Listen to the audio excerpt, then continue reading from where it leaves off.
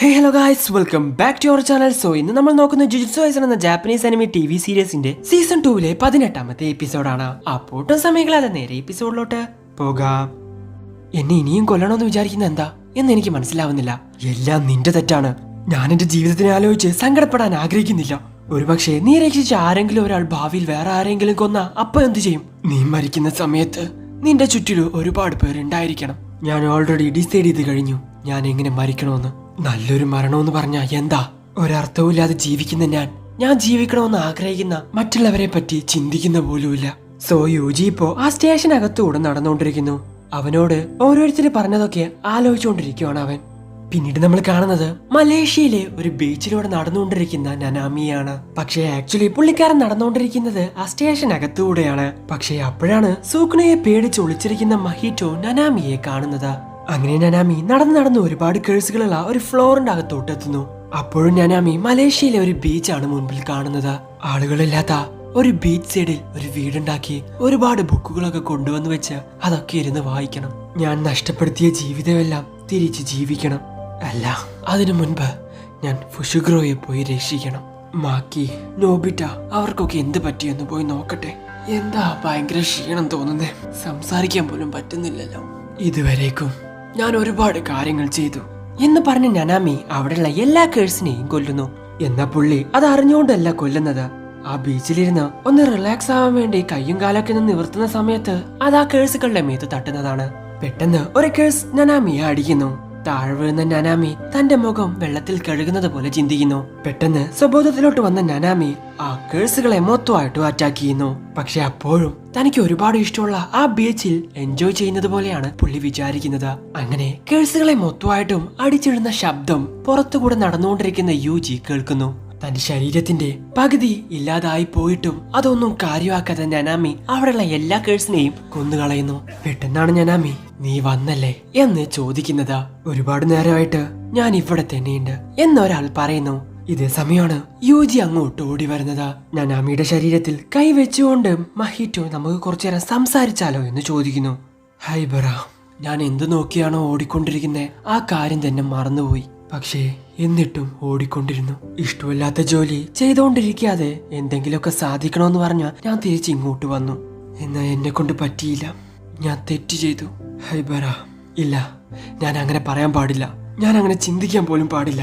അത് അവന്റെ മുകളിൽ ഒരു ശാപമായിട്ട് മാറും. ഇതേ സമയമാണ് മഹിറ്റോ തിരിഞ്ഞു നോക്കുന്നത്. യൂജി ഉണ്ടായിരുന്നു അവിടെ. നനാമി എന്ന് വിളിച്ചുകൊണ്ട് യൂജി മുന്നിലോട്ട് വരുന്നു. ഇതേ സമയം ഒരു ഹാലുസിനേഷൻ രൂപത്തിൽ വന്ന ഹൈബറ യൂജിയെ ചൂണ്ടി കാണിച്ചു കൊടുക്കുന്നു. സോ അത് യൂജിയാണെന്നുള്ള കാര്യം നനാമിക്ക് മനസ്സിലാവുന്നു. യൂജി ഇറ്റാതോരെ, ഇനിയെല്ലാം നീ വേണം നോക്കാൻ എന്ന് നനാമി പറയുന്നു. സോ മഹിറ്റോ നനാമിയെ പൊട്ടി അങ്ങ് തെറിപ്പിക്കുന്നു. തന്റെ കൺമുമ്പിൽ വെച്ച് നനാമി പൊട്ടിത്തെറിക്കുന്നത് കണ്ട് യൂജി കുറച്ചു നേരം മിണ്ടാണ്ട് നിൽക്കുന്നു. എന്തിന് എന്തിന് നിന്റെ മനസ്സിലെ എന്താ വിചാരിച്ചു വെച്ചിരിക്കുന്ന മഹിറ്റോ? നീ ഇങ്ങനെ ഒച്ച വെക്കേണ്ട ആവശ്യമൊന്നുമില്ല, എനിക്ക് നന്നായിട്ട് തന്നെ കേൾക്കാം. യൂജി ഇറ്റാതോരി എന്ന് മഹിറ്റോ വിളിക്കുന്നു. അങ്ങനെ നനാമിയെ കൊന്ന ദേഷ്യത്തിൽ യൂജി മഹിറ്റോയെ അറ്റാക്ക് ചെയ്യാൻ വേണ്ടി പോകുന്നു. ഇതേ സമയം മഹിറ്റോ അവന്റെ കയ്യിലുണ്ടായിരുന്ന ഒരു മനുഷ്യന്റെ സോൾ അവിടെ ഒരു ബാരിയർ പോലെ ക്രിയേറ്റ് ചെയ്യുന്നു. അതിന് യൂജി പറ്റാക്കിയോടാന്ന് പറഞ്ഞു നിൽക്കുന്ന സമയത്താണ് എന്നെ രക്ഷിക്ക് എന്നാ ബാരിയർ സംസാരിക്കുന്നത്. സോ മനുഷ്യന്റെ സോൾ ആയതുകൊണ്ട് തന്നെ യൂജിക്ക് അതിനെ അറ്റാക്ക് ചെയ്യാൻ വേണ്ടി തോന്നുന്നില്ല. പെട്ടെന്ന് തന്നെ ആ ബാരിയറിൽ മുള്ളു പോലത്തെ സാധനങ്ങൾ പ്രത്യക്ഷപ്പെടുന്നു. അത് യൂജിയെ അറ്റാക്ക് ചെയ്യാൻ വരുന്നു.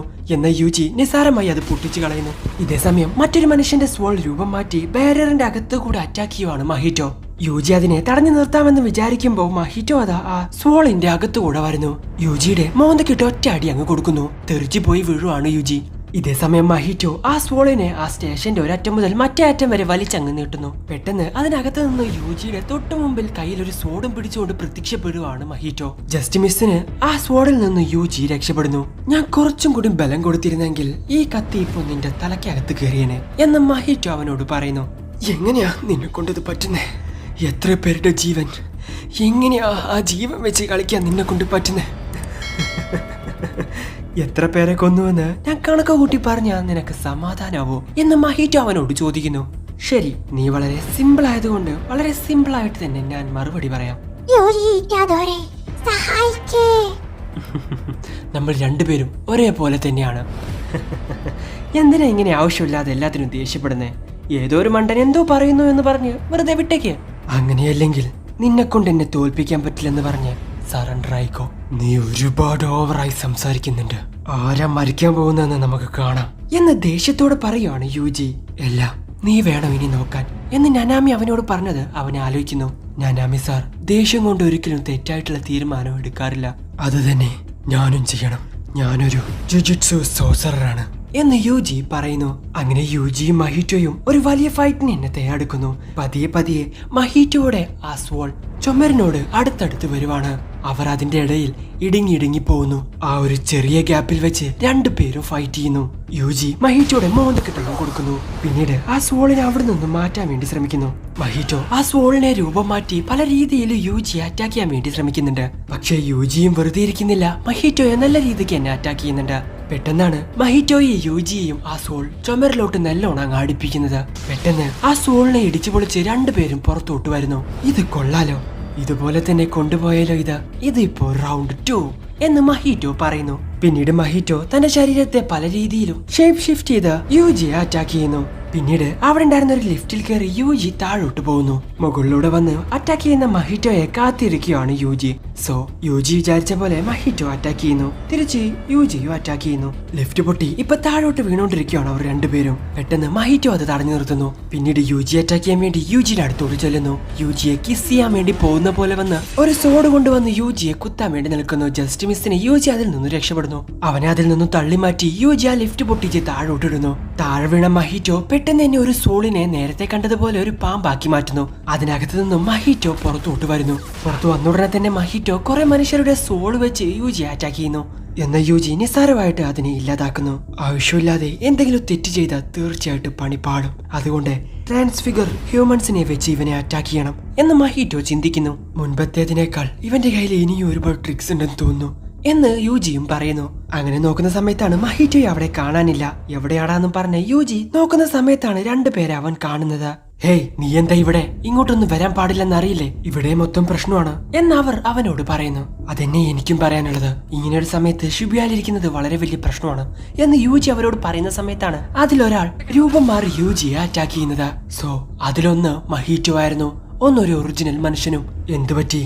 നിന്റെ ശക്തിയൊക്കെ പോയോ എന്ന് ചോദിച്ചുകൊണ്ട് മഹിറ്റോ അതിൽ ആ മനുഷ്യനെ ഒരു സോഡാക്കി മാറ്റുന്നു. ഇത് കണ്ട് യൂജി നിർത്ത് എന്ന് പറയുന്നു. ഇത് നിർത്തണമെങ്കിൽ എന്നെ ആദ്യം തടുത്ത് നിർത്ത്. യൂജിയുടെ മെന്റൽ ഹെൽത്ത് വെച്ച് നോക്കുമ്പോ ഇതാണ് ശരിയായ തീരുമാനം. ഇതിനി തെറ്റാണെങ്കിൽ പോലും ഇതിൽ നിന്ന് രക്ഷപ്പെടാൻ വേണ്ടി നമ്മുടെ കയ്യിൽ ഒരു ഇൻഷുറൻസ് കാർഡ് ഉണ്ടല്ലോ എന്ന് മഹിറ്റോ പറയുന്നു. പിന്നീട് നമ്മൾ കാണുന്നത് കുറച്ചു മുൻപേയുള്ള സീനാണ്. ഡാഗോൺ അവിടെയുള്ള മനുഷ്യരെയെല്ലാം തന്റെ വായക്കകത്താക്കുന്നു. ശരി, ഇറ്റഡോറിയെ ഞാൻ ആദ്യം കണ്ടുപിടിക്കും എന്ന് പറഞ്ഞ് മഹിറ്റോ രണ്ടായി പിരിഞ്ഞോടുന്നു. സോ മഹിറ്റോ തന്റെ ശരീരം രണ്ടായി പിരിക്കുന്നു. ഞാൻ അണ്ടർഗ്രൗണ്ടിൽ നോക്കിക്കോളാം, നീ മുകളിൽ പോയി കാര്യങ്ങളൊക്കെ നോക്ക്, ഞാൻ പറയുമ്പോ മാത്രം നീ വാ എന്ന് മഹിറ്റോ ബിയോട് പറയുന്നു. പിന്നീട് മുകളിലോട്ട് പോയ മഹിറ്റോ ബീനെയാണ് കാണിക്കുന്നത്. അവനിപ്പോ നിൽക്കുന്നത് നൊബാറയുടെ മുൻപിലും. ബാച്ച് ഫേസോ? അങ്ങനെയാണെങ്കിൽ ഹനാമിയോ യൂജിയും നിന്നെ പറ്റിയാണോ പറഞ്ഞേ? അയ്യോ, എനിക്ക് എന്തോ പോലെ തോന്നുന്നു, ഞാൻ ഇത്രയും പെട്ടെന്ന് ഇത്രയും ഫേമസ് ആയോ എന്ന് മഹിറ്റോ ബി ചോദിക്കുന്നു. അതെ, അവൻ നിന്നെ നട്ടല്ലില്ലാത്ത ഒരു പേടിത്തൊണ്ടെന്നാ പറഞ്ഞ് എന്ന് നൊബാറയും പറയുന്നു. നീ ഒരുപാട് ഓവറായിട്ട് സംസാരിക്കുന്നുണ്ട്, അതുകൊണ്ട് നിന്നെ പെട്ടെന്ന് എന്നെ കൊല്ലണം എന്ന് മഹിറ്റോ ബി പറയുന്നു. ഇന്ന് എന്റെ ടെക്നിക് പുറത്തു കൊണ്ടുവരാൻ പറ്റിയ ഒരു ചാൻസ് പോലും എനിക്ക് കിട്ടിയില്ല. പക്ഷേ ഞാൻ നിനക്ക് കാണിച്ചു തരാം എന്റെ ടെക്നിക് എന്താണെന്ന്. ആത്മാക്കളെ വെച്ച് കളിക്കുന്നതാണ് ഇവന്റെ ടെക്നിക് എന്ന് ഞാൻ കേട്ടിട്ടുണ്ട്. അതുകൊണ്ട് ഇവൻ എന്റെ ശരീരത്തെ തൊടാതെ ഞാൻ നോക്കണം എന്ന് നൊബാറ പറയുന്നു. അങ്ങനെ നൊബാറ തന്റെ സ്ട്രോഡാൽ ടെക്നിക് യൂസ് ചെയ്ത് മഹിറ്റോ ബീനെ അറ്റാക്ക് ചെയ്യുന്നു. എന്നാ അത് കൊള്ളുന്നതാവട്ടെ മുകളിലുള്ള ഒരു ബോർഡിലും. ഓ, കൺട്രോൾ ചെയ്യില്ലേ എന്ന് മഹിറ്റോ ബി അവനോട് ചോദിക്കുന്നു. പെട്ടെന്നാണ് അത് മഹിറ്റോ ബിയുടെ തലയിലോട്ട് വീഴുന്നത്. പെട്ടെന്ന് തന്നെ നൊബാറ ഓടി വന്ന് ആ ബോർഡിൽ അങ്ങ് ചോട്ടുന്നു. അതിലുണ്ടായിരുന്ന ആണികൾ ഹെയർ പിൻ ടെക്നിക് യൂസ് ചെയ്ത് മഹിറ്റോടെ മേലോട്ട് തറച്ചങ്ങ് കയറ്റുന്നു. ഇത് വെച്ചൊന്നും ഇനി ഒന്നും ചെയ്യാൻ പറ്റില്ല എന്ന് പറഞ്ഞ് മഹിറ്റോ ബി തലക്കകത്തുന്നു ആണി പറിച്ചെടുക്കുന്നു. ഇവളിപ്പോ ചെയ്തതൊക്കെ വെച്ച് നോക്കുമ്പോ അവന് ഒരുപാട് വേണ്ടപ്പെട്ട ആളാണ് ഇവളെന്ന് തോന്നുന്നു. ഇവളുടെ ശരീരം അവന്റെ മുമ്പിൽ കൊണ്ടുപോയി ഇട്ട് കഴിഞ്ഞാൽ തീർച്ചയായിട്ടും അവനൊന്ന് പതറും എന്ന് മഹിറ്റോ പറയുന്നു. സോ അവിടെ വെച്ച് എപ്പിസോഡ് അവസാനിക്കുന്നു. ചെറിയൊരു എപ്പിസോഡായിരുന്നു. എന്തായാലും നിങ്ങൾക്ക് ഇഷ്ടപ്പെടുന്നവരിക്കുന്നു. ഇഷ്ടപ്പെടുന്ന ലൈക്ക് ചെയ്യുക, ഷെയർ ചെയ്യുക, സബ്സ്ക്രൈബ് ചെയ്യാത്ത ബെല്ലൈക്കൺ കൂടി എനേബിൾ ചെയ്യുക. അടുത്ത എപ്പിസോഡായിട്ട് അടുത്ത ദിവസം വരാതെ വരയ്ക്കും. ബൈ.